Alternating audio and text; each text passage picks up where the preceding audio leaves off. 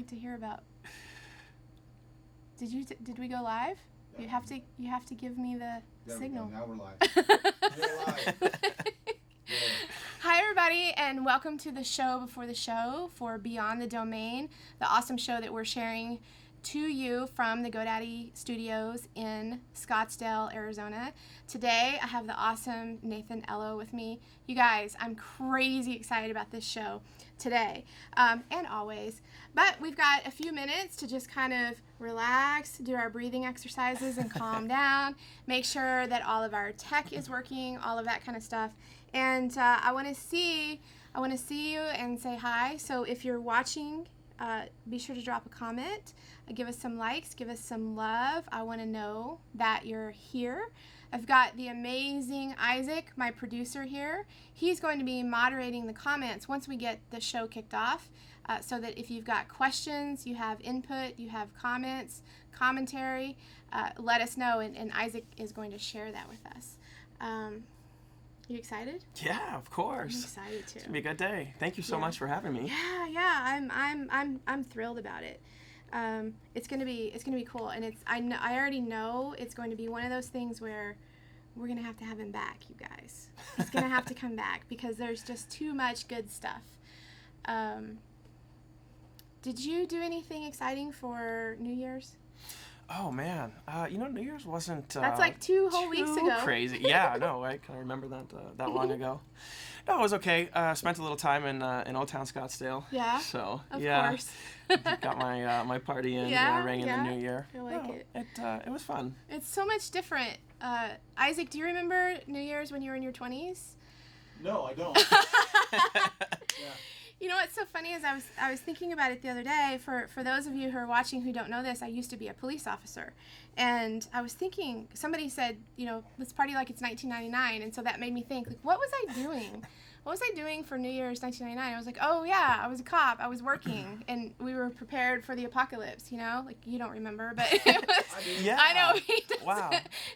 1999. I was 10. Stop. That's it. We're done. Uh-oh. Oh my gosh.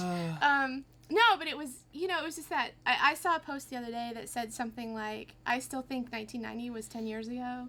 Like, that's kind of where my head is with 1999. Like, I feel like it was just 10 years ago. That's my life. Yeah. I peaked. That's not true at all. Listen, it'll happen to you one day too. Not anytime soon, but it'll happen to you too. That's so funny. You come visit us in the yeah, in the old folks home. Like, yeah, that's awesome. So if you're just joining us, you're just tuning in, we're at the pre-stage of the show where we make sure we don't have any tech issues. We make sure that my brain is on straight. It never is, you guys. I only got 4 hours of sleep last night, and it wasn't even quality sleep because I had a lot on my mind. I have this foster dog that I've had for a while, and I'm giving up the foster dog tomorrow, and it's good for her. My dog's going to be really sad, I think. That he's going to be going back to being an only dog. So we are going to kick off here in just a few minutes. We'll start the show like we always do every week, and I've got an amazing guest for you today. So I want you guys to get comfortable, get a snack, grab lunch if you haven't already, and stick with us. I would love to know if you're here watching. Like, drop a little comment in the comment section and tell us that you're here. I know that we have some regular viewers who have been with us since week 1, and this is episode 7. It's awesome. So this is 9 weeks in. We didn't do a show on Thanksgiving. Oh, sure. And we didn't do a show New Year's week, like that week. So 7 episodes in, and we're having a lot of fun. And I want to remind everybody that Live Streaming Pros is who helped me get this all set up and get started. And so in your own business, if you are thinking about doing live stuff, definitely check out Live Streaming Pros. They're not a sponsor, they're not paying me, they're just really awesome people, and they've really helped us get this kicked off. They're also doing live streaming for Orange County choppers now. Or actually not now, but before GoDaddy, which is it's always this really funny thing when stuff comes full circle. So Orange County choppers built a motorcycle for GoDaddy. Oh, wow. Yeah, and now we're working with Live Streaming Pros, who's working with Orange County Choppers, so it's just this weird, like... The one that's down in the, was it Tempe office? Yeah, it is. Yeah, Yep, I've seen that one. Yep, that was built by Orange County Choppers. It's quite the bike. Yeah. Did you sit on it? No, they didn't let me sit on it. Oh. Who were you with? I mean, Noah let me go down the slide, but I didn't get to sit on the bike. Oh, come on. We let people sit on the bike. Well, I do. Looks like I need to go back. Don't tell anybody that. Don't tell anybody that. Yeah, we'll have to go back over there. Isaac, have you restocked up on your supplies to sell your beard oil? Because we're going to pimp some beard oil for you today. Yeah, I've got, yeah. I have all the supplies. I just need to dedicate an hour to actually mixing and producing. Okay. But I'm out of labels. That's my problem. I need to find labels. All right, so what kind of labels? Just stickers like that I can put on the outside of the bottle. Okay. But they have to be good quality so that the oil doesn't leak through paper type labels. Oh, wow. Yeah. Anthony from Los Angeles, thank you so much. I just adore you, Anthony. He's been with us on every show from the very beginning. I am so glad you're here, Anthony. I'm telling you, you guys, this stuff is going to blow your mind today. Carrie Connick, mwah, I love you so much. You're going to love it too. Stacy DePaulo says, hey, Nate and Heather, we're looking good. Hey, Stacy, thanks. You know, Nate makes me look really good, so. Hi, Stacy. And Pat Bennett. Hi, Pat Bennett. I'm so glad you're here. Pat, you are going to love this stuff today. And some of this stuff you guys know already, but it's going to reiterate. We're going to remind you and reiterate. And there's even going to be some stuff where you go, oh, yeah, he's right. When I go through and I'm looking at some of his checklists and reading some of Nathan's blog posts, I'm like, yes, like preach. Like, just preach. Okay, so it's going to be really cool stuff. Carrie, how is the weather where you are? It's nice and warm here. Yes, it's very comfortable here today. Yeah. It must have been close to 70 this morning. I know, it was warm. Very nice. Stacy DePaulo also works on our team here at GoDaddy and actually met Nathan at WordCamp Vancouver where you were speaking. Yeah, that's kind of where this all started for me.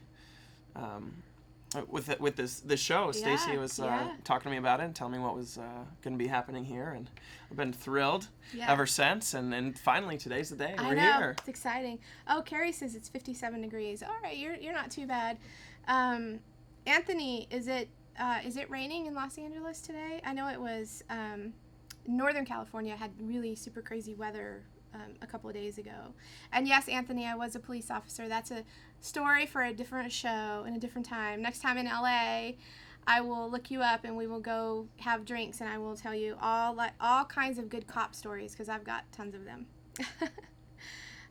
Yeah, it's unseasonably warm in Philadelphia, Carrie says.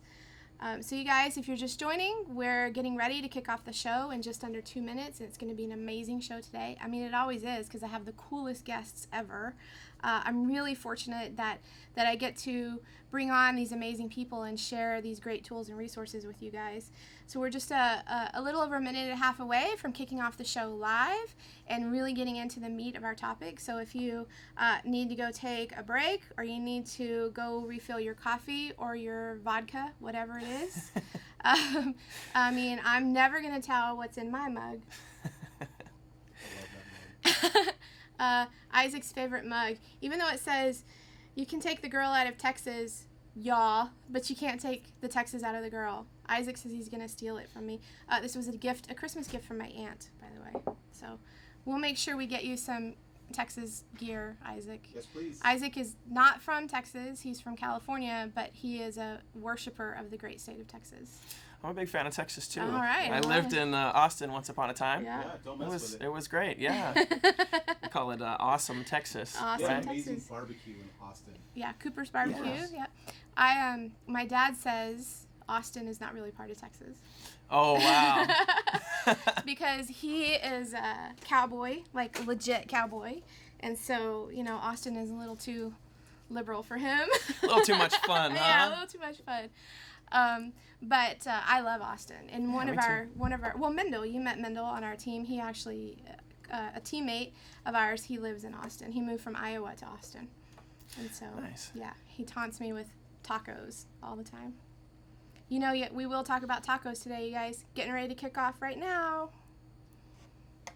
Hi guys, and welcome to Beyond the Domain. I am so excited to be here with you today.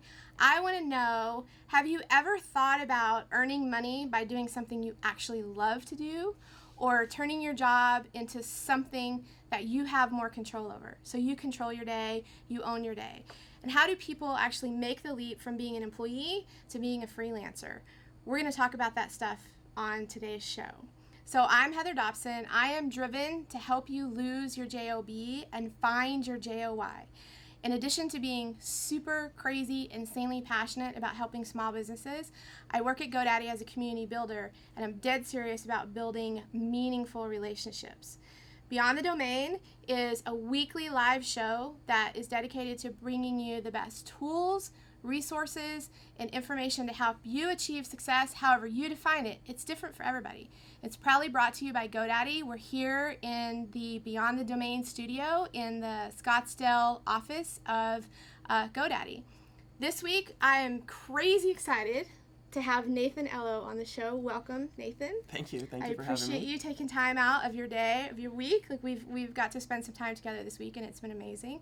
So Nathan has been developing websites for a little over 10 years and through all different kinds of platforms. So most people talk about WordPress right now, but you've really been through the gamut of Dreamweaver and Joomla and all different kinds of stuff. Quite the journey. Yeah, I love it. But he's worked both as an employee and as a freelancer. But in the past couple of years, he's really made a successful transition from his JOB to his JOY, which is why I had to have him on the show. He's really cracked the code on how you move from having a job that you don't necessarily hate, but it's not completely fulfilling for you, or it's not helping you reach your specific goals. He is a contributor to the GoDaddy Garage, which is the blog here at GoDaddy that's dedicated to small businesses. He's also a sought-after speaker for WordCamps all over the country, and branching out, and you're going to be applying to do some other speaking. Yes, he's yes, going I to. am. He's definitely going to. If he hasn't yet, he's going to. We're going to help build your brand. I mean, you've got an amazing foundation, and you've got some cool stuff going on, and I want to help Nathan explode because I think he's amazing, and this is just the very beginning for you. Well, thank you. It really is. As much as I would like to say that I'm here extracting these secrets from him, he actually is very open and very free and very giving and very transparent of the challenges and struggles he's had, and then what processes he's built to help achieve this amazing success. So thank you again for being here. I want to start with knowing a little bit about you as the person. So give us a little bit about your background, where you're from, how you got into building websites. And I just want to give a quick shout out to Robin McNulty. Hi, Robin.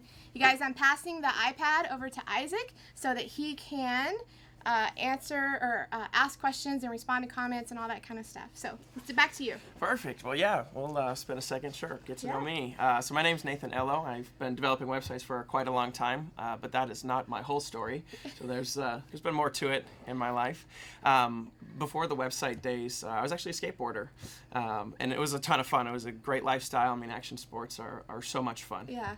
And I actually had a skateboard brand growing up that was sold in shops throughout the Midwest. So it was called Ello Skateboards. Mm-hmm. So that's where you see Ello coming from, Nathan Ello, right? Just kind of adopted the brand name. It's perfect. I talk about personal branding all the time. I think it's brilliant. So I had this skateboard company, and I needed a website, right? I wanted to market myself somehow. Mm-hmm. And this is where it all started. And so I wanted to build a website to showcase my skateboard venture and be able to show the world, what I'm doing. Yeah. What platform was that first website built Oh, in? wow, that's embarrassing. I want to know. Yeah, back in the Dreamweaver days. Oh, Dreamweaver. So we did there was even some Flash. I was going to say there's some Flash. Oh, yeah, there was probably some fire, just the visitor counter at the bottom of the site. Yeah. It was terrible. Yeah. Next time you're on the show, I'm going to have you bring examples of your old websites. Oh, man. I love to look at that kind of stuff of like, okay, what did it look like back then? And shame me before the show even starts. Totally. I love it. Hey, everybody's got those stories unless they've never built a website before, which is surprising to me. I actually know people who don't have websites. Like, it blows my mind. That is amazing. I know, In today's right? world that somebody doesn't I have a know. website. Right. So I love this story because you were doing something that you loved, and this is the skateboard brand, which you built a business out of something you love, which I think is so amazing, especially for somebody so young at that time to recognize, hey, I love doing this. How can I generate revenue with this? Also, very much along the lines of one of my favorite athletes and really favorite business minds is Rob Dyrdek. Oh, yeah. I mean, he's brilliant in what he did from being a professional skateboarder at the age of 13, right? I mean, he was super young, but then really built this amazing empire. I see, like, this kind of stuff for you in the future too. Like, I don't know if you know it, but I'm a psychic, and I see this kind of crazy success for you. Well, that's some high praise. Thank you. So what we're going to talk about today is really this whole thing about losing your JOB and finding your JOY. And to some people, that means I want to quit my job and I want to be able to own my day. And so whether that's starting a business where I have a storefront and I'm selling hard products, or if it's, okay, starting with a side hustle while I've got my job and moving into full-time freelancing. Sure. Let's talk about the perception of freelance and what that means now as opposed to what it meant even just 5 years ago or 10 years ago. Sure. Yeah. I suppose, rewind the clock and it was a little bit more of a taboo topic, or it just wasn't so common. But today's economy, the way that things are going in this gig-based economy, right? Freelancing is really quite acceptable. Yeah. And I think it's the way of the future. I mean, we're going to have half the workforce as freelancers over the next by 10 years. 2020. Yeah, even sooner. That's what the estimate is that by 2020, 50% of the workforce is going to be freelancers. And that's incredible. Yeah. And that makes me really excited because I want people to start thinking about if you're doing something, especially in a job that you don't like, then let's find what you want to do and what is going to make you happy, because there's no reason to be stuck in something that you don't want to do. Sure. Yeah, and that's exactly where I was. If we went back 2 years, or maybe not even quite 2 years, I was in a job that I liked but I didn't love. Yeah. Right? I could have been more fulfilled. And so that's when I looked to freelancing and made my transition, or sure tried to. Yeah. So let's talk about that. Like, what was the transition for you in the beginning of moving from employee to freelancer? So you're an employee and you like your job because you're building websites and doing that kind of stuff, but you're not you're not fulfilled, and you've got these big aspirations, and you know that being in this role as an employee is not going to help you get that much closer to your aspirations. So how did you make that transition? You've already made the decision. Let's talk about that transition, and let's get real. Let's talk about the challenges and the struggles, because it's not always sunshine and rainbows. And yeah, you're right about that. So for me, it was kind of a slow transition. So I had the job. I started freelancing. The freelancing was going well, but I kept the job just to make sure the freelancing was going to stay going well. Yeah. Right? I want you to recognize something here. He kept the job, and he started doing this on the side. Right. Well, it was more than just the side too. So I had joined some freelancing platforms to start getting some new clients in. And it's so much nicer to be on these platforms because you've got the leads coming to you instead of you spending all this time trying to chase down leads. Yeah. You just waste all this time on Craigslist or wherever you are trying to email people and ask them about, hey, do you need a website? And most of them don't. Anyways, or they can't afford you. Or they've got their nephew in 7th grade who's building websites for them, or doing their social media for them. So I joined these platforms and started focusing on it. It wasn't quite a full-time job, but it was close at first. And so I had the 8 hours of the day where I actually went down and sat at somebody else's desk from 9 to 5, and then went home, ate something, and then basically did it again. But I did it for myself. And so you're sacrificing some of the social life and some of the fun to try to make this transition, or at least I did.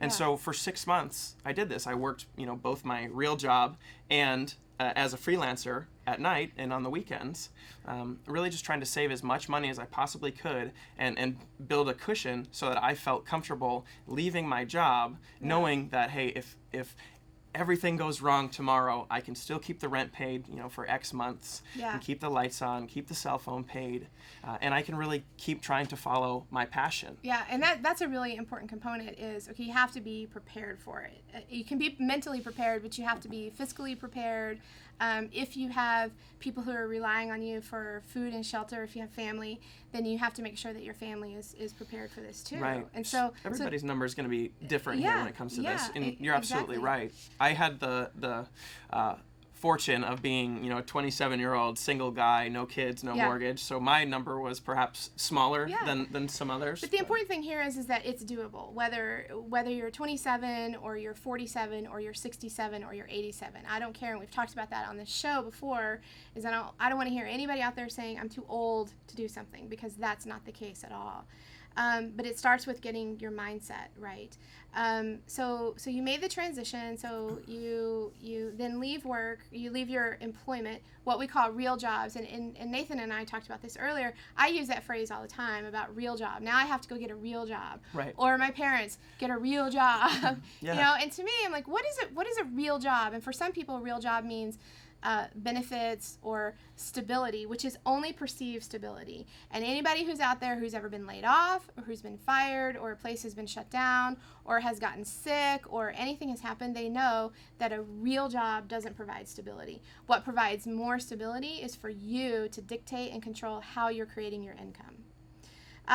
So let's talk about then, what are some ways that you become a successful freelancer? By the way, I want you guys to know that although he works in the web development space, what he's talking about today is applicable to anyone in any space. I don't care if you're a photographer, if you're Isaac, the producer over here, who's selling beard oil, if you're a dog trainer, if you're a firearms instructor, if you are a graphic designer, whatever it is, like these things apply to you, and there's really great nuggets in here. So let's talk about, and Nathan's got this great list, and I want to start going through this list a little bit here. Sure. Yeah, you're absolutely right. So maybe even before we talk about how to become successful in freelancing, we can just talk about how to actually get your mind right to become a freelancer, right? And you said it. You hit the nail on the head. We have to specialize at something. We have to know, well, what are we going to be a freelancer at, right? Yeah. So we can't do it all.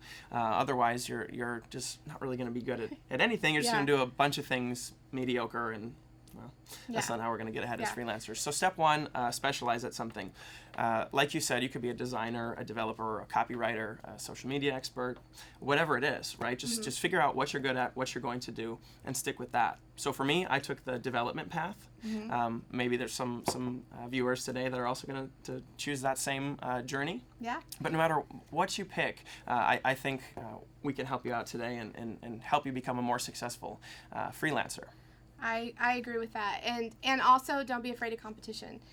He's a badass web designer, but it doesn't mean that you can't go out there and be a badass web designer too. There's plenty of business and plenty of work for everybody. Absolutely. Yeah. So once you know what you're going to do, hey, I'm going to be a developer or a designer, I think the next most important piece is to set some financial goals, right? So if we went back that 2 years, I was working a job and I knew that I was making X, right? So let's say maybe you've got a $1,000 paycheck coming every few weeks, or $2,000, whatever it is. If you can live off that, okay, we have to figure out, how am I going to make at least this much money as a freelancer, right? And probably a little bit more, because now there's going to be some more expenses, right? You're going to have your own insurance. Yep. There's a lot that you're going to have to pay for, so you really got to think this through.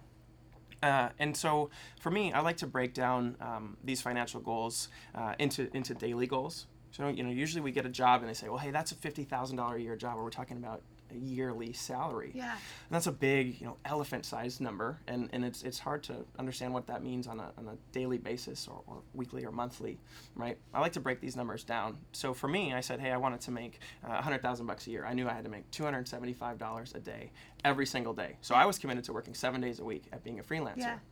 Now, maybe it's a different number for you. It's pretty easy to do this math. Figure out how much you want to earn, how many days a week you want to work, and then do some simple math. I love that. And again, this seems very basic, right? Of set your financial goal, but I see that this is a component that a lot of people miss. They say, I'm launched, I'm starting an online education program or whatever it is, and when I consult with people and sit down and we start asking these questions, okay, what is your revenue goal? What is your revenue goal for the year? Okay, if it's $60,000, $75,000, $100,000, you need to have that revenue goal so that you know exactly what you need to do in order to get there. Sure. And then I like to break it down every single day. Yeah, right? And I so love this that. is kind of the next big piece, and I think this is the most important takeaway is just to have daily accountability to your goals. Now, it doesn't mean that you have to hit that goal every day. Mm-hmm. I mean, as a freelancer, I can't remember exactly what my statistic was, but it was like 50% of the days I hit my goal, Yeah. right? And most of the days, or not most, but the other 50% of the days, I didn't meet that goal. Yeah. So it's okay not to meet the daily goal, but set it, strive for it every day, and realize that if you didn't hit it today, tomorrow's a new day. That's right. Reset and hit that goal. Yeah. So this daily accountability, or accountability and measurement in general, we talk about a lot on this show. And so for this particular show, Nathan has put together this really cool spreadsheet that you can go and get access to for free. It's at nathanello.com/DAS for daily accountability spreadsheet.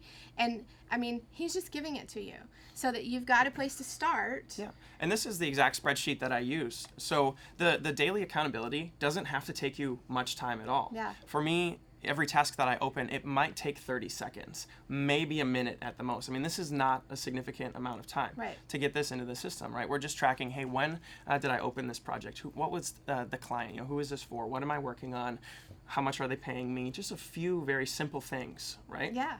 And tracking this, and that helps kind of at the end of the month when I put together these income reports and things, so I'm able to share accurate numbers very quickly. Yeah. By the way, if you go to nathanello.com, just his website and his blog, when I say he's transparent, he's transparent. Like, he's sharing his revenue numbers, he's doing all that kind of stuff in a way to show you this is completely attainable. Yeah, I mean, if you learn one thing about me today, it's that I believe transparency trumps secrecy.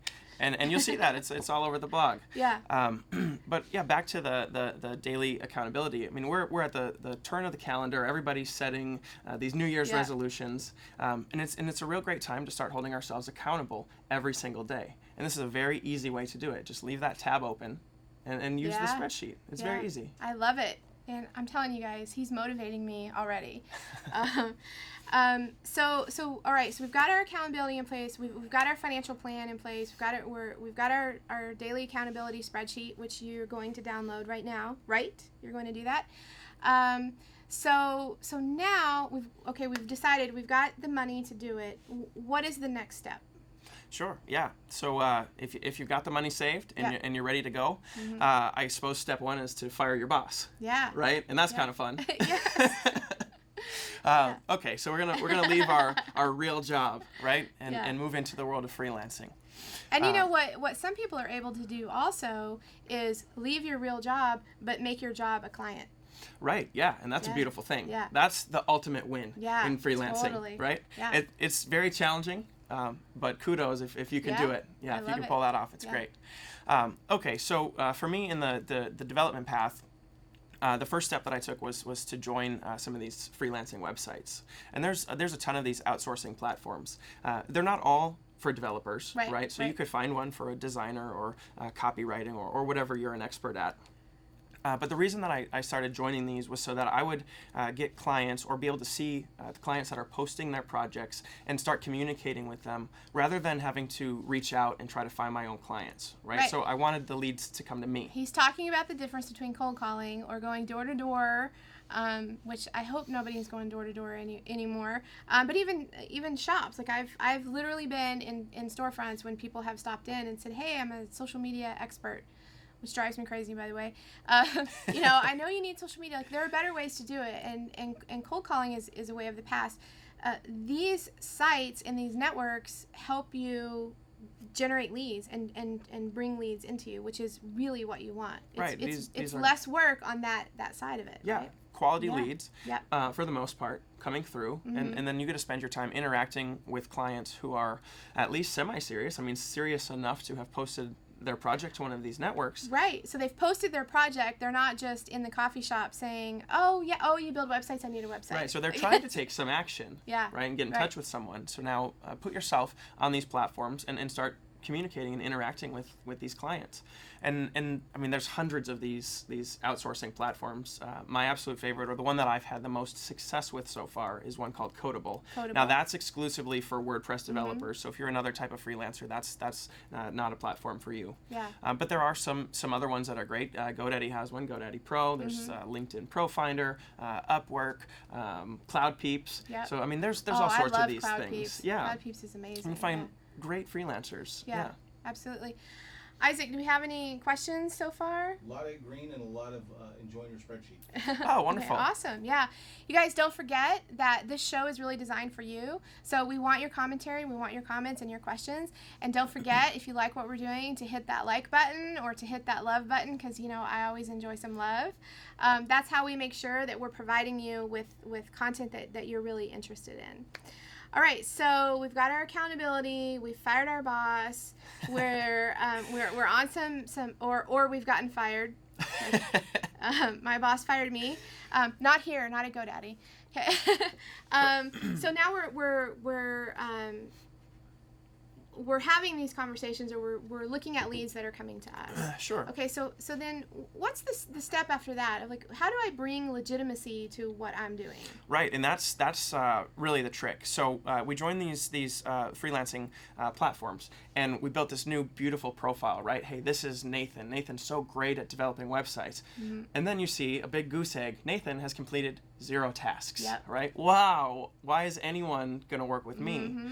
So my trick here was to start engaging with absolutely as many clients as I could off the bat, right? Mm-hmm. And I tried to engage with the small projects. So let's be real. If this is day one of your freelance career, you are not going to go out and put out some $10,000 bid for this development project and get it off the bat. If you do, call me. I'd love to know how you did it.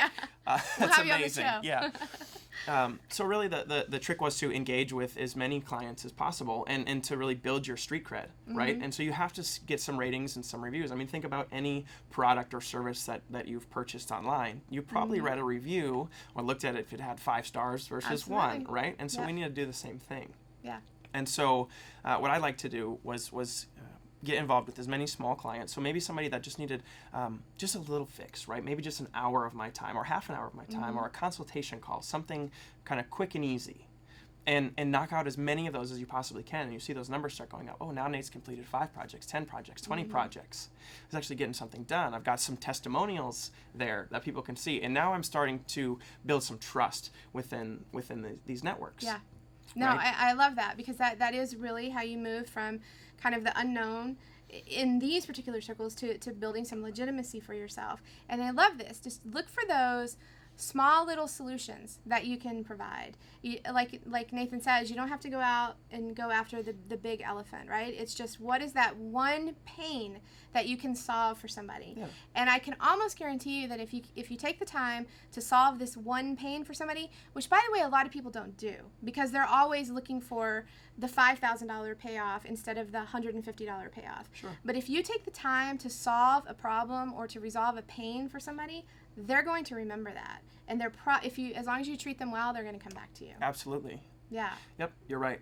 Going back at the very start of the freelancing career on these networks, we were saying, hey, we got to reach out to as many clients as possible. You have to be prepared for a lot of no's as well, right? Just because you're the new guy. You have to develop thick skin. Right, and so and just because the first 10 people said no to you, doesn't mean that 11th guy is going to say no. He doesn't know anything about those first 10, so you can't be rude to number 11. You've got to pretend that number 11 is number 1, and everyone's got to be number 1. I love right? that. Everyone's got to be number 1. Yeah, absolutely. You guys, what Nathan is talking about here is resiliency. And that is, developing this thick skin and understanding that if people are rejecting your bids or rejecting the work that you're offering, they're not rejecting you. Okay? Right. You can't take it personally. Yeah, exactly. Right. This is business. Even if your business is something that's really personal, don't take it personally. Right. They're not saying no to you. They're saying no to this deal. Yeah. So just, don't take it personally. Yeah. It's absolutely important. Yeah. You guys, don't you just isn't he fantastic? All right. Awesome. Isaac, we have a question. Yeah, Stacy has a question. Is there a particular freelancing network that's best to start on for discovering a specialty? That's an interesting question. I suppose, I would think that you'd probably already know what your passion is, or at least have an inkling of what you'd like to do.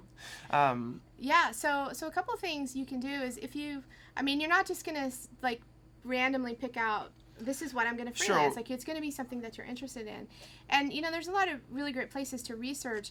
I like to use Facebook groups. So Facebook is a very powerful search engine, and you can start researching groups and find out where other people who are interested in whatever the thing is that you're doing, where they're hanging out, and start building your network or your connections with the people who you may see as your competitors, but they're probably not your competitors. They actually could be some of your best allies. Sure. Yeah. Maybe you could also join kind of a more generic outsourcing platform. So earlier, I talked about how I know that I'm going to be a developer. I want to be at WordPress specifically. So Codable was a wonderful fit for that. But if you weren't quite sure, perhaps something like Upwork or even Cloud Peeps, where you could interact with clients in multiple verticals. Right. And decide, okay, hey, I thought maybe I wanted to write copy, but instead I really love design. So start trying both of these, and then, I really do love design. So start building that design portfolio and start, working with those design clients. Yeah, so Upwork and Upwork.com and CloudPeeps.com are both amazing places. And also, if you want to do a little side hustle, there are some great sites. Fiverr, Sure. Fiverr.com, tenbucks.com, tenbux.com, and Gigbucks, gigbux.com. If you go to any of those websites, you'll be able to see the unbelievable things that people are doing for $5 or for $10 or for $20 or $50, and they're subscribing to your theory of, okay, if I do $5 gigs for 100 people, yes, I'm making a little bit of money, but more importantly, I'm building my credibility. Sure. Right, and so that piece, there might be some people listening saying, oh, that's a $5 task or a $10 task. How am I going to build this, six-figure income off of that? I'm going to be, working 24 hours a day. Well, that's not really the point here. What we want to do is get you involved with a freelancing site in some capacity and start learning to interact with these clients, right? And just cut your teeth somewhere. Yeah. And as you develop your skill set and you get better and better, you'll be able to join more exclusive networks. And of course, coming with that that network exclusivity comes higher paying projects, right? So there's kind of a curve here that we follow. You got to start somewhere and stop thinking of like, I'm only going to make $5 as just the revenue. Think about the other currency and commerce that goes on here, which is building your reputation. What's up, Isaac? Our friend Carrie had a great comment, and it's just a comment: peers, not competitors. Yes, peers, not competitors. Yeah, that is huge. So I've been on a handful of these different outsourcing platforms, and some of them it's cutthroat, right? It seems like everybody's against everybody else. It's becomes a race to the bottom, and it's just not a real pleasant way to do business. But then there's other networks that you'll join, and you'll find that there's plenty of work to go around. And now instead of competitors, you have colleagues, right? And everybody's getting along, and it's like a big family. And now you help each other, right? And somebody gets stuck and they can bounce questions off one another. You're building a network of peers. So I couldn't agree more with you, Carrie. I love that so much. That's a fantastic comment, Carrie. And I would consider Carrie and I colleagues on certain things, right? I don't ever see anybody as a competitor, except, what's the saying, like, I'm competitive with the person I was yesterday. Like, I don't have any competitors. It's a nice segue too, Carrie. The next thing that I wanted to talk about was building your network as a freelancer. And what I mean by that is say I'm a developer, right? Well, I want to know other developers. I want to know designers. I want to know copywriters, because I have clients that come in and say, hey, you did a great job on X. I need you to do Y. And I can say, well, hey, I'm not an expert at Y, but my buddy Matt is. Hey, why don't you talk to Matt and have him, write this copy for you? And now what happens when he gets a copywriting client that needs a website? Sends them back to me. That's and we start building this network, and that's even more of these incoming leads that you didn't have to really work for. That's exactly right. And what Nathan calls a network, I call a community. I used to call it a network too, but I really, for me personally, it's been this community. And if you can become a resource for people and provide access to other people or to other services, and you become this trusted person, a trusted advisor, they're going to keep coming back to you to ask you for more referrals, and then they're going to send you more clients and customers because you've built this trust with them. Yeah. Like this is such an important component. And you guys, if you know anything about me at all, like I talk about this all the time. To go along with your personal branding and building your community or building your network. I mean, I am a community builder at GoDaddy. That's what I do here. And it really is about this authenticity and this transparency and really helping. It really is. Like, you share information and you solve problems, as Ann Henley says. You haven't heard Nathan one time say sell or sales or anything. He's talking about how you're developing these clients and these leads, but he's not talking about doing any kind of hard sales. And that's one thing that I really like. So just so you know, we're like about halfway through the show. Wow, that went so fast. I told you. Jeez. Like I tell all my guests, like it's gonna go way faster than you think. So if you're watching the show, don't forget to go to nathanello.com/DAS and download the daily accountability spreadsheet. I don't care what kind of freelancing you're doing or you want to do, like this spreadsheet is really going to help you. And if you're not doing any freelancing yet, like take a look at the spreadsheet because it's going to start helping you understand how you can break some things down every single day to hold yourself accountable. Yeah, honestly, you could use it for anything. I mean, maybe you're just a fitness buff. Track your push-ups. I don't know. Yeah, how many pages you read in the book last night. Yeah. Keep yourself accountable for something this year. What gets measured gets managed. Oh, keep yourself accountable for something this year. I love it. Even if it's something really small. Okay, you guys. I want you to come back and tell me what you're going to hold yourself accountable for this year. I will do the same, okay, when I figure it out. I'll do the same. On a daily basis, too. On a daily basis. This is the thing, daily basis. This is why, for some people, keeping a journal, where they write it, or keeping it on your phone. The spreadsheet is awesome because you can access it from your laptop. You can access it from your phone if you have Google Drive. You can download it into your phone, whatever. It's really awesome. So you have to commit to it every day. Yes. See, that's the thing. If you skip a day, it's so easy to skip 2 days and then skip a week, right?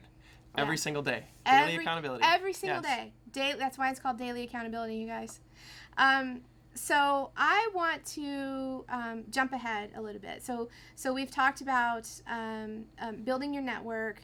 And starting to get some referrals, because if you treat your customers really well and you do a great job for them, you want to make sure that you're getting the referrals. One, for them coming back and doing absolutely. more work. I do have one little piece to add to that, and this is a big one. Yeah. So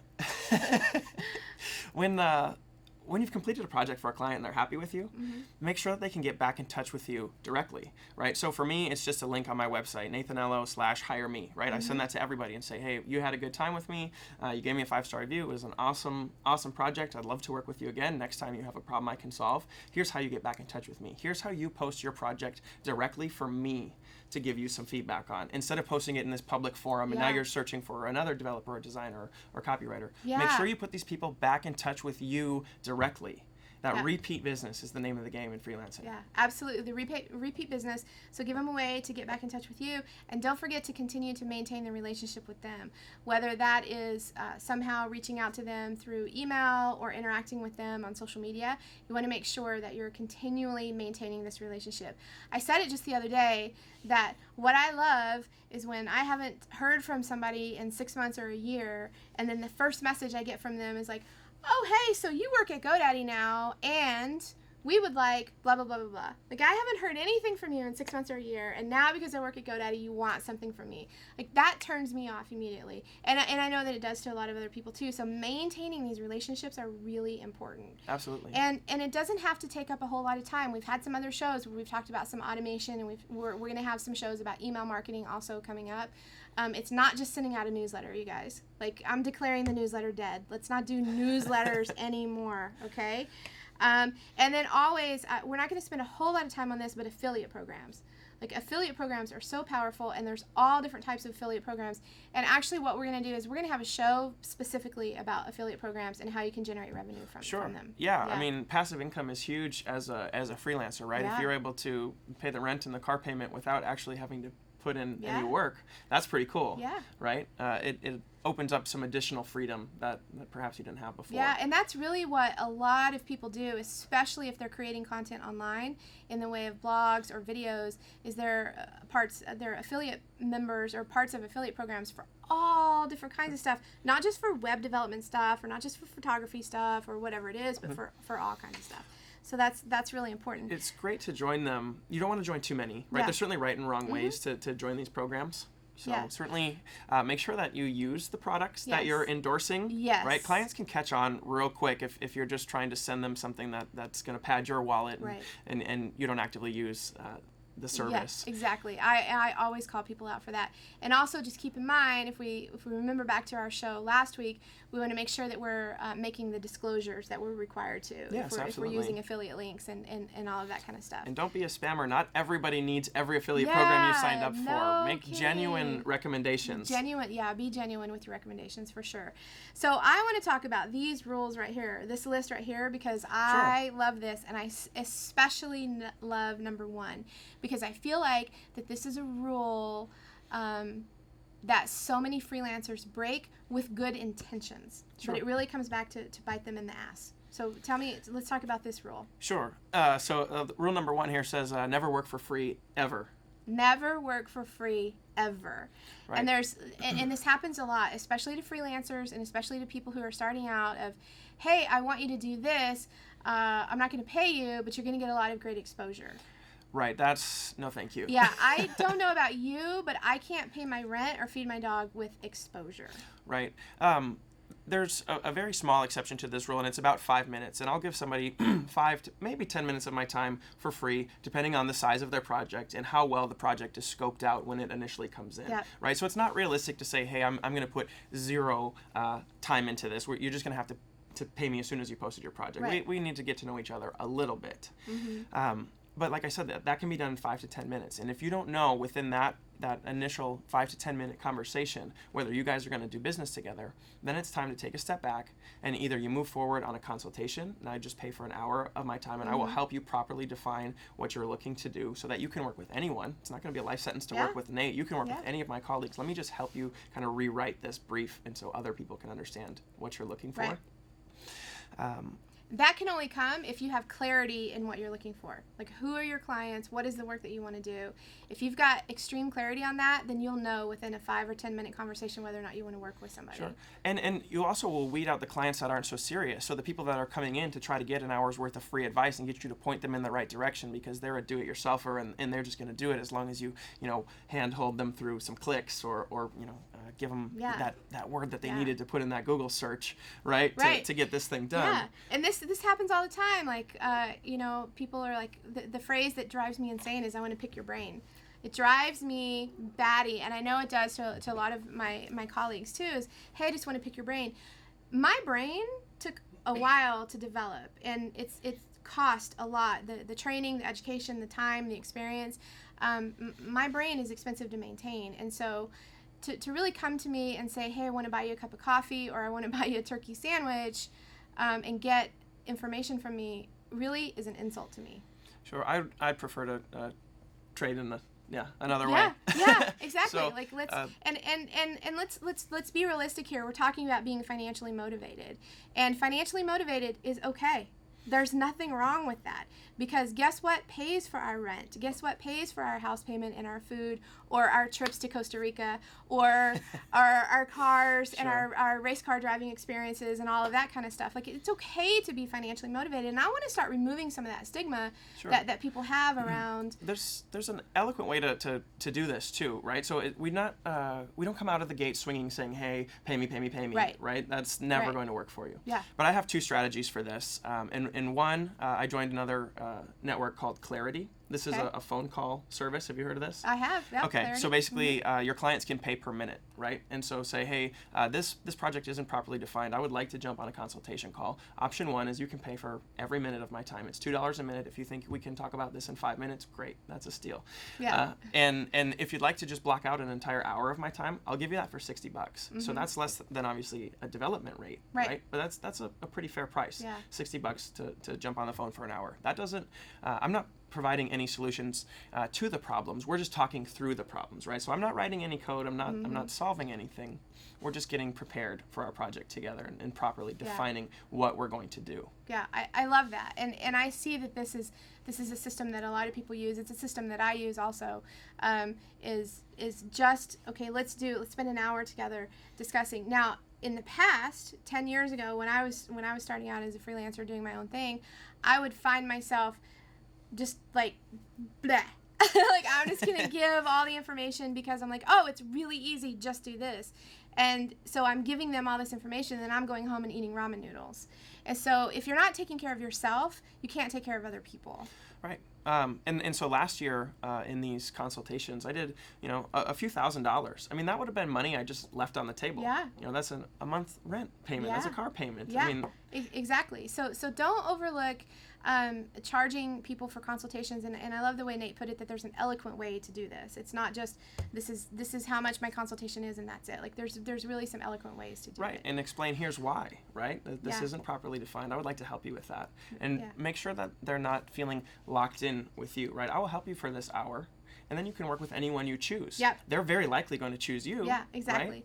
Right? And that's what I say. There's a little difference between sitting down to a consultation or having lunch with someone and giving them information for free and writing about code or how to create code or writing about how to take excellent pictures with certain kinds of lighting or different lenses. So it used to be that knowledge is power. Now we're in a time where sharing knowledge is power. And just because you're writing all this information or you're creating videos or whatever doesn't mean that you're actually losing money. You're building some legitimacy for yourself too. Isaac, do we have a question? We do. Stacy, what was the phone service called again? Clarity. It's clarity.fm. So Clarity, CLARITY.FM. And what we'll do after the show too is all the links that we've talked about in this show, I'll put them in the comments too. Perfect. Also Sudars. Oh, hi. I love you guys for joining, and don't forget to make your comments. Let us know what you think about the show. Let us know what topics you would like to talk about more, because listen, I'm telling you, we could take one of these and spend an hour on, and tell us what other topics you want to see coming up. I want to know where you're having challenges and struggles in your business. Don't forget to go visit nathanello.com/DAS. That's your daily accountability spreadsheet, and make sure that you're committed to taking accountability for something. I don't care if it's this revenue thing, but make yourself accountable for something every single day. So we talked about never work for free, okay, which is a big pet peeve for me. Your second rule here Sure, learn how to say no. It's really hard for me. Yeah, it's hard for a lot of freelancers, especially greener freelancers, Yeah. right? Because we just want to take on absolutely anything we can. That could be maybe a project that we're not quite sure that we can solve, but we're going to figure it out along the way, right? That's never good. For me in the beginning it was, I'm hungry, like literally, and I Right. need to take this business on. Absolutely. And later it became, I can help you and I want to help. Like I want to help you, and so it's really hard for And me so to say no. the problem with this is we start taking on so many projects that aren't, those high-paying projects that they're not exactly what we're passionate about, and we filled our entire schedule with just kind of these mediocre projects that kind of feels like we're back at that desk job, right? Like, why did we leave in the first place? Yeah. So, yeah, you got to learn how to say no to the deals that just don't make sense. And leave your schedule open for the really good ones. They will come. And I promise you, if you fill your schedule with the mediocre clients, you're going to have a great one come along, and you're going to have to turn them away. Yeah. You have to keep that space open for the amazing thing that you're looking for. This applies to a lot of things in life, not just work, but you hold that space open. And you don't just have to say no and send somebody away, right? We can say, hey, no, I can't solve that problem. I'm not an expert in that field. But hey, I know somebody who is. Let me connect you with them. Would you like to connect with them, right? And then you can pass the torch to one of your buddies. They can solve that problem, and then likely come back to you with another problem that you can solve. I love that. So not everybody, but a lot of people I saw at the beginning of 2017 were coming up with their word for the year, like their focus word, and it was like gratitude and thankful. Mine was no.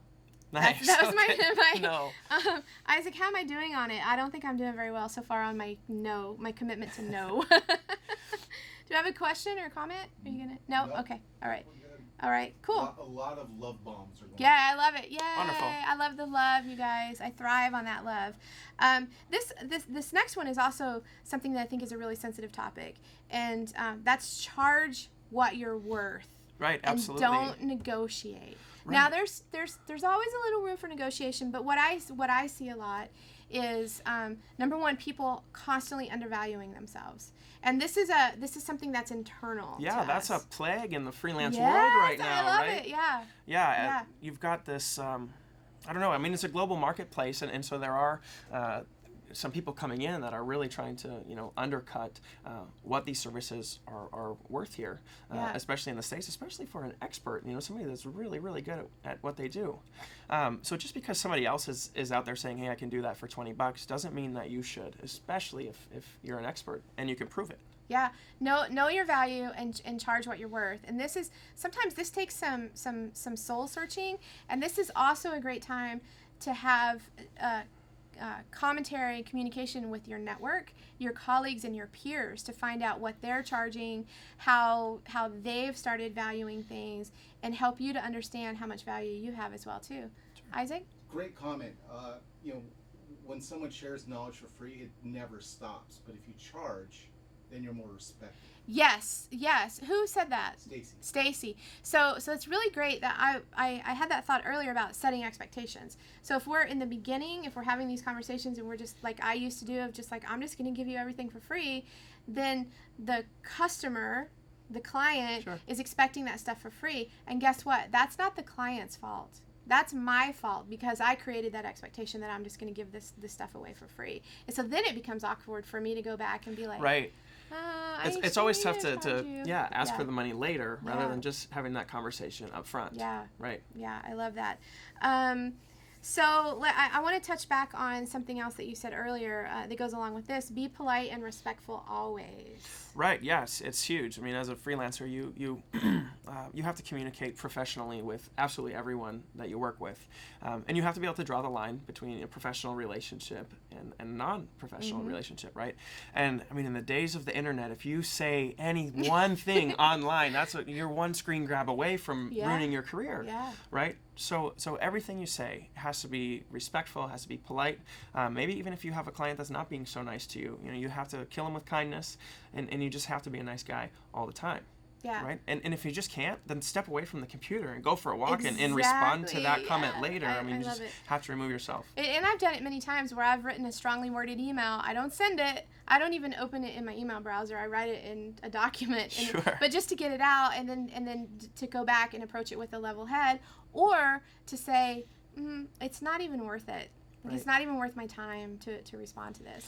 Right. So your clients are humans. We're humans. Let's just treat everybody as humans, right? And it's really easy to have a conversation and say, well, hey, this bothered me or that did, and you can be very nice about it and explain your position.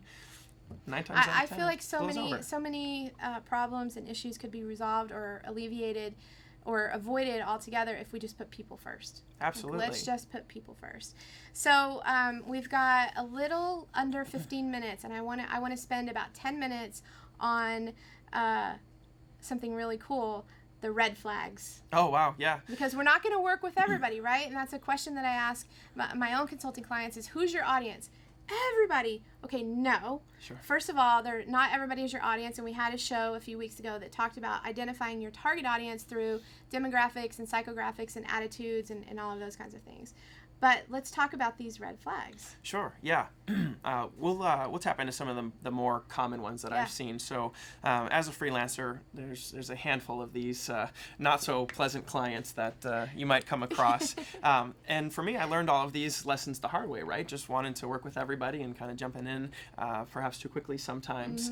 And so these were some of the clients that I've met along the way. So there's real people. When you're writing these, there's real people that you're thinking of. Right, yeah. I mean, I don't put their names in my blog, but I can think, hey, I remember that experience. I remember that. So, and if you like, you can visit the website and get much more information about each of these. We're just going to scratch the surface.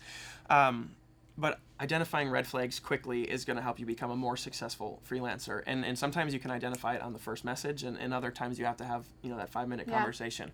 But red flag number one for me is clients who don't know what they want, right? So somebody that comes in and says, hey, I want you to build me a new website. And that's it. Yeah. Like, great project brief, guy, right? Yeah. What kind of website do you want? What do you want it to do? Is it going to sell things? I shouldn't have to ask you 100 questions to try to scope this project out. I want you to come to me and have tell me, hey, I need this story. It's going to sell this. Here's what we're going to do. Here's my domain. Here's where it's hosted. And give me as much information as possible, right? Put some effort into this. Yeah. And I'll reciprocate.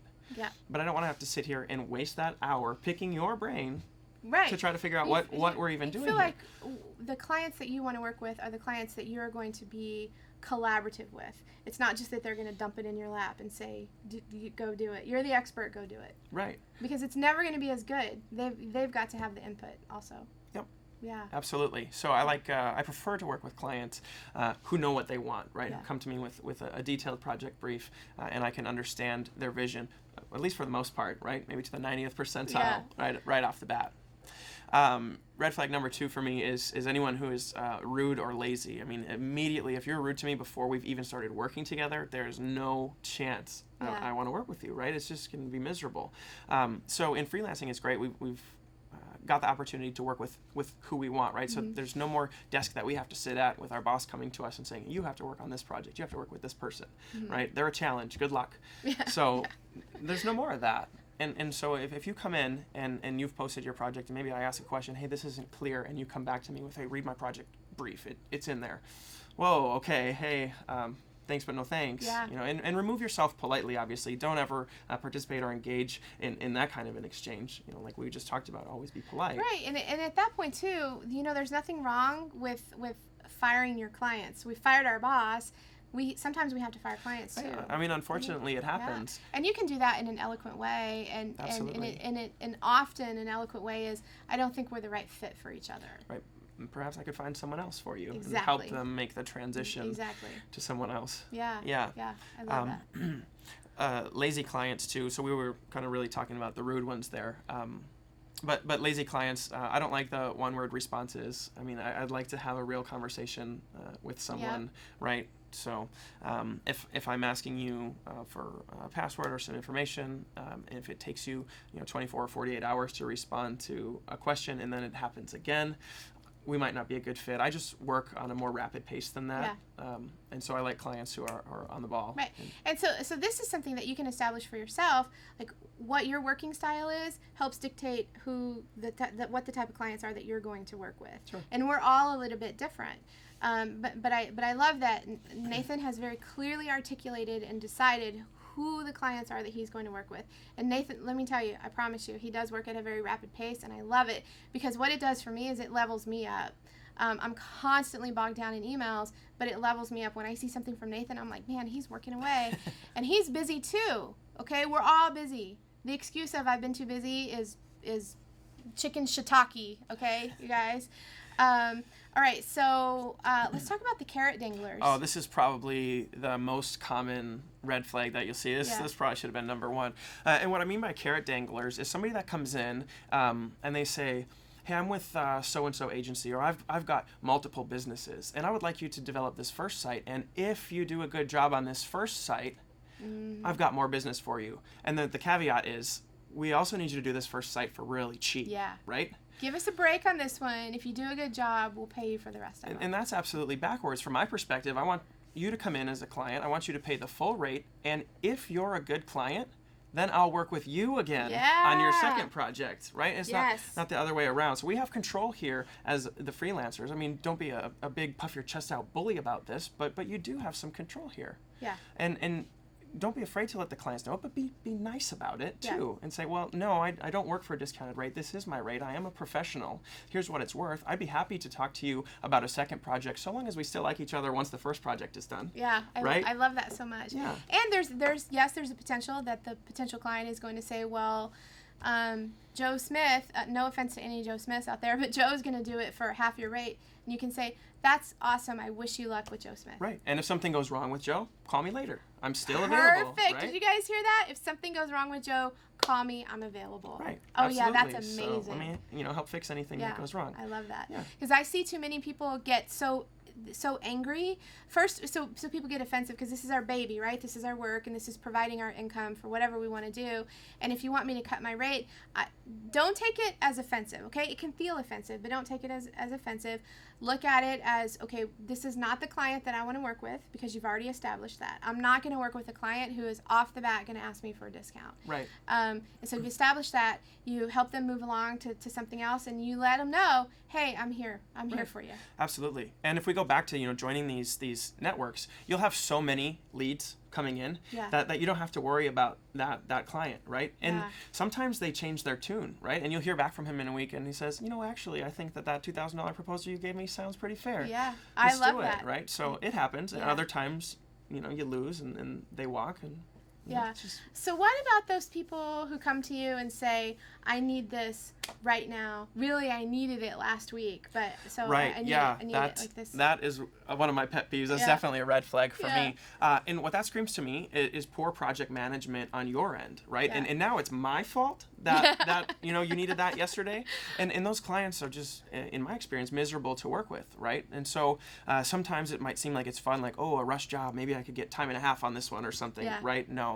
Avoid these clients. It's not going to be fun. These are the clients that are never happy with you. You just can never do anything right. You could solve every problem like this, and it's still not good enough because they needed it yesterday. Yeah, that's a very hot button issue with me too. Of that, like, your urgency is not my urgency, and that's not. I'm not trying to be a jerk about it, but it's not. And it really, in those rush times, we have a tendency, if we take on the project, we have a tendency to really truly rush it and make mistakes, and that's part of the reason why you should never take on this kind of stuff. Yeah, and I mean, that can mess up your queue too. So, say I have 5 clients that I'm working with and I'm knocking out these projects. Well, all of a sudden I get this urgent task in that needs all of my time, right? I've got to give them my undivided attention. Well, now I just push 5 people back and potentially upset 5 people just to work with somebody who's already upset. Yeah. That makes no sense to me. Yeah, I know. It doesn't either. So we're almost out of time. Wow, that went so quick. I told you, it's like some kind of time warp. When we turn this camera on, it goes on fast forward. Wow. I'm telling you. So if you guys enjoyed what Nathan had to say today, and there's tons more that he can talk about, if you'd like to see him back on the show, excuse me, or maybe have some kind of webinar or something like that, let us know. Isaac, you got some comments? Yeah, Brady, if you could point to one instance in your life that made you go full-time freelance despite the risks, what would that be? Oh man, it's a great question, Brady. I took a pretty calculated risk here in my transition, and so I actually kept my real job for about 6 months, right? And so when I first started freelancing, the first month, I did somewhere close to 10 grand in projects, and I was like, wow, this is crazy. This is a lot of money. This is more hold on. I'm making at my job. How soon? Your first month? Yeah. You guys, do you hear this? Right. It's possible if you put the time in, right? You have to do the work. Do the work. But so I got on board with this great platform, and I was working really hard. I was super hungry for it, right? Because I had a job that I wasn't in love with, and I had an opportunity to make some more money. Mm-hmm. And so I ran with it. I was like, I'm going to work as hard as I can. Well, after 1 month, it's like, I want to quit my job. Well, let's be real. Like, am I just too hungry? Is this going to happen the second month? Is this going to happen the third month, the 6th month? And so I hung on to it, and it did, and it slowly grew, and finally to the point where I had this padding, and I felt comfortable leaving my job, and that I wouldn't be lost in the world, and that I wasn't going to be out on the street or something. So mine was a very calculated risk, but I think it was a long time coming, Brady. I mean, I've never really been too excited to get up in the morning and go work 9 to 5 for somebody else. Somebody else. Yeah, it's so much more fun when you can just be in control of everything. So long as you're a self-motivated person and can keep yourself on task, because there is no more boss as a freelancer coming to crack the whip and make sure that that project got done. If you're working at home and there's a TV show on that you want to watch, or you want to go walk the dogs, right. It's very easy to get distracted. And that's okay. If you're not the type that has that kind of discipline, that's okay. Freelancing is not for everybody, and we've talked about that on other shows, where you can live a fulfilled life in a job. I have a job right now at GoDaddy. I also have side hustles, but it's about being entrepreneurial in your role and about finding the right fit for you. That was a great question, Brady. I love that. Yeah, sorry, it's kind of a sidestep answer. Mine wasn't as direct. It's great. That's how it went for me. So I want to spend about a minute hearing from you. where you're at now and what your next thing is, because I know you're working on something else, and I want you to talk about that if you're ready to talk about that. Sure. Yeah. I mean, Okay. for me, like, I made this transition over the last, year and a half. Mm-hmm. Right. And so I was, if we rewind the clock, I was at this job and I thought, well, hey, I'm just really focused on trying to, make some more money. What can I do? And I became a freelancer, and freelancing was going very well. But I got to this point where I've sold pretty much all my hours, right? I mean, Mm-hmm. I'm always busy, and it's a wonderful problem to have as a freelancer. Mm-hmm. I'm not complaining at all. But it seems like there's kind of a ceiling that I've reached in freelancing, and that's, I mean, around the $250,000 mark, Mm-hmm. right? And as a WordPress developer, if you try to turn your rates up any higher than that, it just, people aren't really as excited anymore, right? Right. So I've kind of reached a ceiling. So, well, what's next? How could there, possibly be some maybe more passive income streams? And so there's kind of two directions that I thought we could go with this. And one is to create a product and then productize something. Mm-hmm. And so I'm working on this course. I've done these WordCamp speeches called 5-Figure Freelancing and 6-Figure Freelancing, geared towards how you make $10,000 a month as a freelancer or 6 figures a year. Yeah. And so I'm turning that into an online course. And so instead of trading all my hours for dollars, Mm-hmm. then I can remove myself a bit from that equation, put a little bit more life in my work-life balance, Yeah. and have some fun. Yeah. You got a comment or a question? No, just a lot of love and Yeah, a lot I of love thank it. yous. You've been an amazing guest. I knew. I wish that we could you- hang out I longer. knew That you'd was be- like 5 Well, minutes. We are gonna hang out longer. It's just not gonna be on camera. Sure. So thank you again. I appreciate you being here. We're just gonna. What's that, Isaac? Sue Doris want to say. Okay. Hi, Sue. If I can just add the one last thing, Yeah. if anyone wants to reach out and talk to me, you can send me an email. It's just me at nathanello.com. I respond to all my emails personally. It might not be in real time. It might take a day to get back to it, but I promise you I will respond to you. So if you have any questions, feel free to leave them here on Facebook or just drop me an email. Happy to help any way I can. You guys follow this guy. Connect with him on Twitter and on LinkedIn. And go to his blog or to his website, nathanello.com, and follow this guy, because it's not just what he's doing right now, but also what he's got planned to come up in the future to help you. You guys, thank you so much for being on the show, for watching today. I love all of you. I'm so glad you're here. Thanks for watching Beyond the Domain. Remember, we're live every Thursday at 11 a.m. Pacific and 2 p.m. Eastern Time. Next week, I've got a really cool guest coming up for you, too. I'll be here. I hope you are here, too. See you next time. Bye. Bye.